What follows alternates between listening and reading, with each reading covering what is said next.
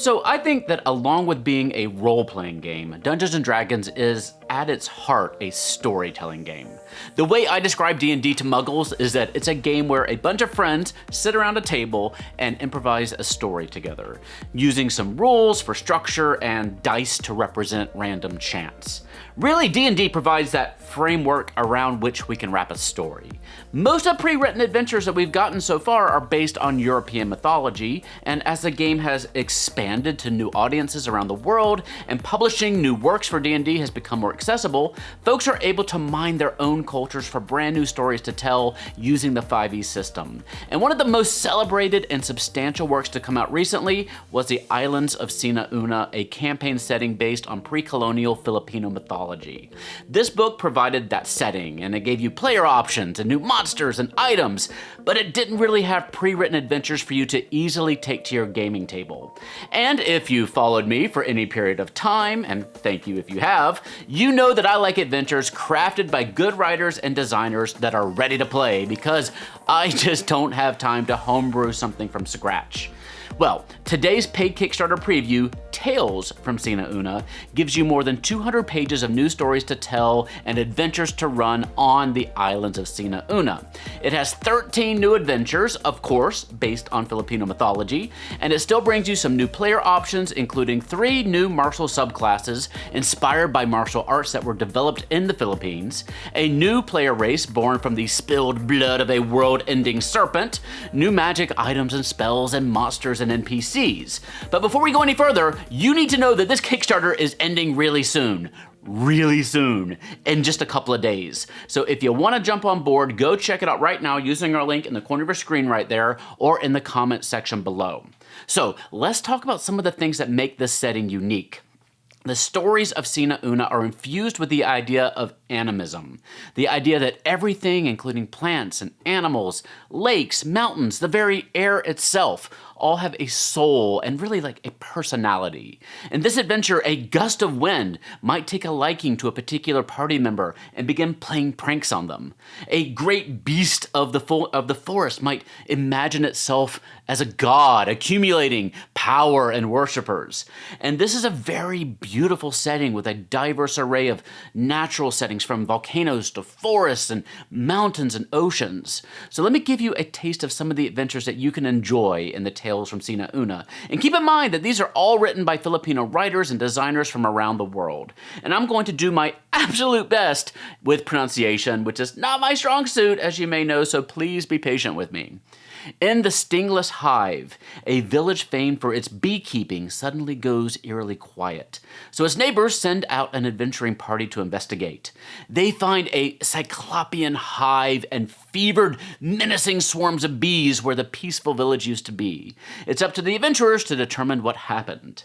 In Poison in the Winds, a battle between 2 elder wind spirits, 2 gods of the seasons, Amihan and Habagat, upends life for everyone. Folks are forced to pick a side as all flight and other wind magics are suddenly rendered useless. What can you do when 2 titans clash? In Beneath the Earth Rumbler Sleeps, earthquakes start to rock the island of Adloadto, affecting not just the people and the structures of the island, but also the spirits who call it home. But stories hint that the earthquakes may not be caused by natural phenomena, but by something ancient that slumbers deep under the island. It's up to the adventurers to discover the truth. In the Thunderous Blades of Keelet, an island that's the home of a martial arts community, a leader, or Datu, has mastered the art of fulminating lightning. This Datu ventured to the heart of the island, where stories tell of merciless trials, leading to powerful treasures and ancient wisdom. The Datu, however, never returned, but perhaps the adventurers can succeed where the Datu presumably did not. And for the depth and breadth of their love, you're part of a wedding celebration where you're asked to help the 4 participants find wedding gifts for their future spouses. But secrecy is the key. In the Missing Makulit, you're taking part in the annual celebration of the Eve of Parting. But the honored spirit guest has gone missing, throwing the wilds of the island into chaos, threatening the village and everyone in it. It's up to the adventurers to discover what has displaced the spirit from its home and restore stability to the island. And the last adventure I can preview for you is the Hunters of Hanapin, which is a settlement known for its salt farms and, of course, its skilled hunters. But recently, the village has fallen silent and the surrounding woods have become more and more treacherous.